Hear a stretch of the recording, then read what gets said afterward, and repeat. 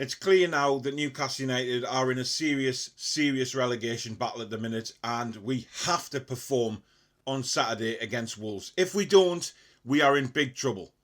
But let's have a look now at what we can do with the lineup, what we can do with the formation to maybe get 3 points against a very decent Wolves side. This is the Toon review.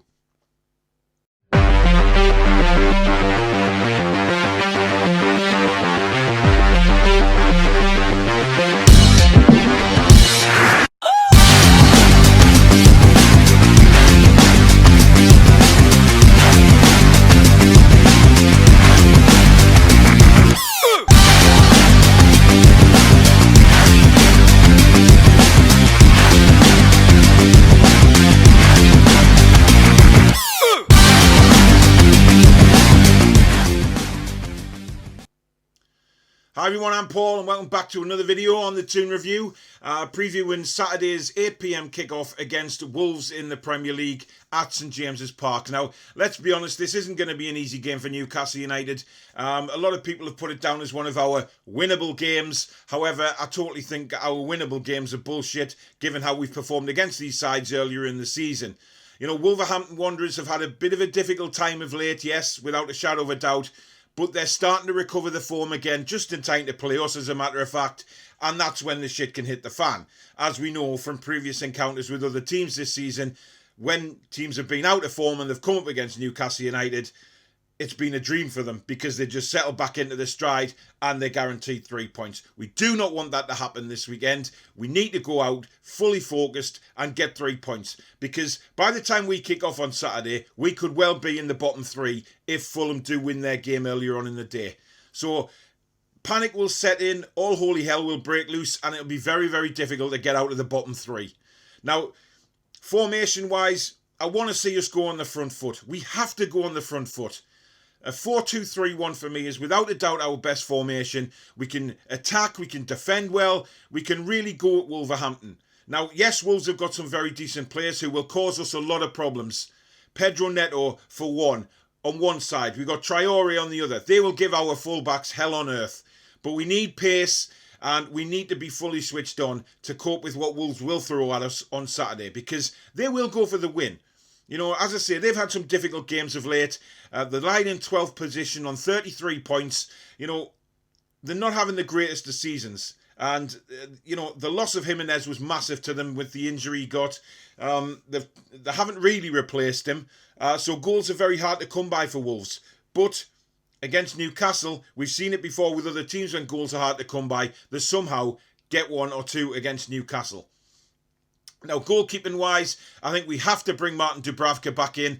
That has already been sounded out a lot from the club at the minute this week, that he is possibly in for a start on Saturday, and I would welcome that. But I'd also like to thank Carl Darlow for everything he's done this season, because the man has saved us points, he's won us points, and we have to be very, very grateful to Carl Darlow for all he's done. But like I've said in earlier videos, we need our best team on the pitch, and Dubravka is our best goalkeeper. Very vocal, very steady, and gives us something that Darlow doesn't quite give us yet. So I'll start off with Dubravka. Right back, and we'll go with Jacob Murphy, simply because I don't think Kraft can handle what Pedro Neto's going to throw at him. He hasn't got the pace to keep up with him. Yes, Murphy's not a right back by nature, I know that, but what I'm thinking of is pace getting up and down the line. We need pace on Saturday, and Jacob Murphy will give us that pace, and he's not a bad defender. You know, he struggles a little bit in the 5 formation as a wing back, but I think as a full-back, he could maybe just stick to that position and work well on the right-hand side. So I'm going to go with him at right back. At left back, I think we should stick with Jamal Lewis. I know there's been talk of Dummett coming in, or even Matt Ritchie to a degree. But we need pace on that left-hand side, because Traore is going to give whoever plays there hell. You know, we need somebody that's going to try and keep up with him pace-wise. And Jamal Lewis is all we have at left back to keep up with him. Now, whether or not we think Jamal Lewis is capable of it is a different story, but we need pace, and Jamal Lewis will give us the pace on the left-hand side, so I'm sticking with him at left back.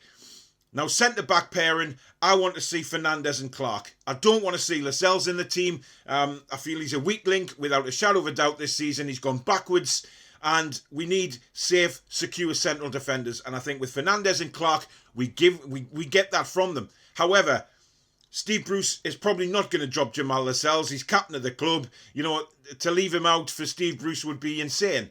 But for the supporters, I think, who've noticed the decline in Lascelles over the months, it's about time now that a change was made. So I'd go with Fernandes and Clark.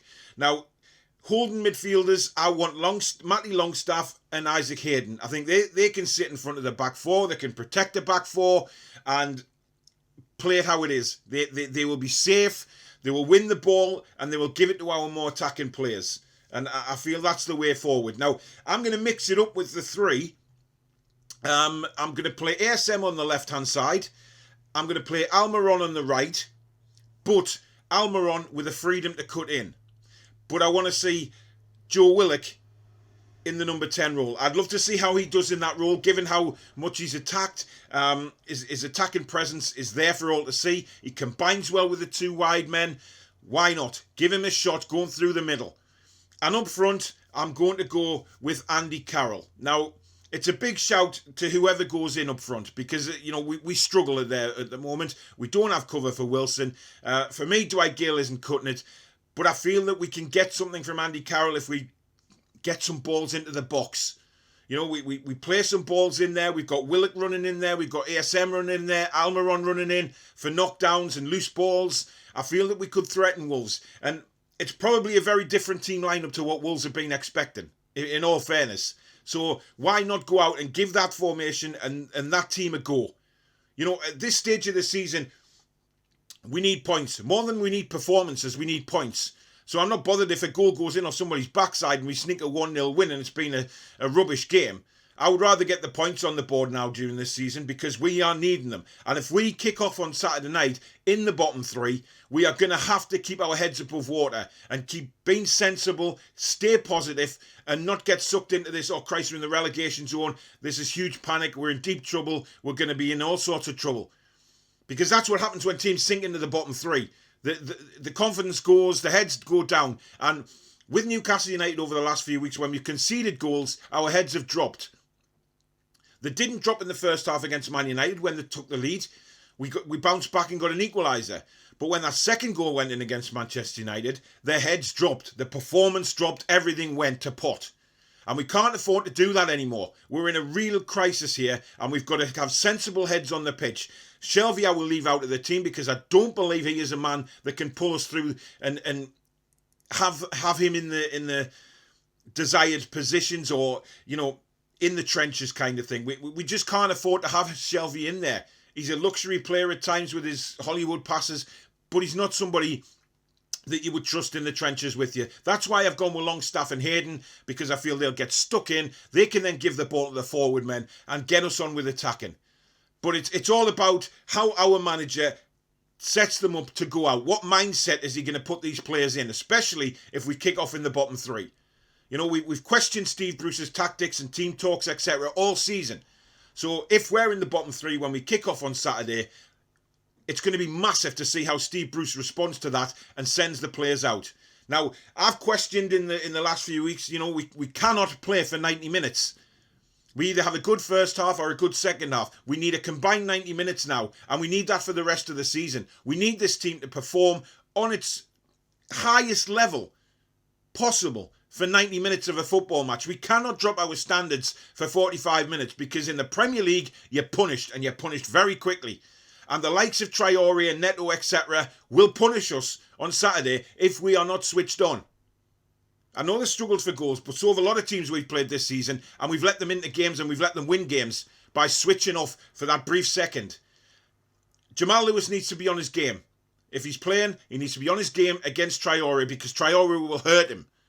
Wolves are excellent passers of the ball. They're very organised under Santo. They're very, very organised, and we have to be on our game because Wolves will come to win the game. They won't sit back and just take a point. Wolves will want to win this game. They'll see Newcastle as an opportunity for 3 points. And they will go for it. They will go for it from the off. So we need to be switched on and also go for it. Put Wolves under pressure. Why should Newcastle United be the team that's under pressure?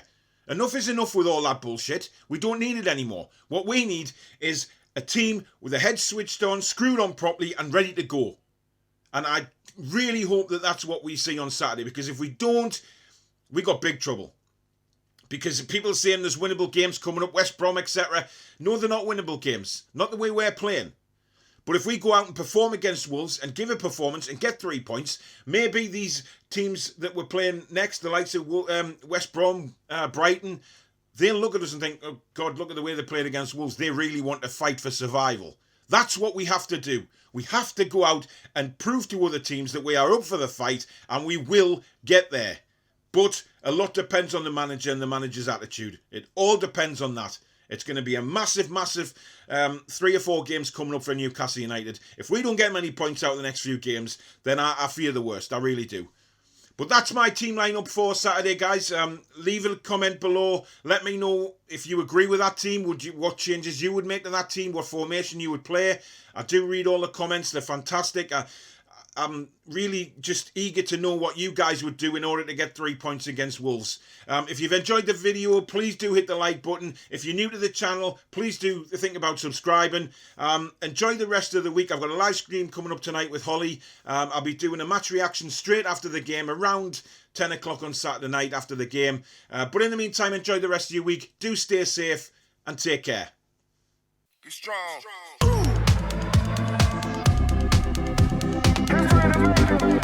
Just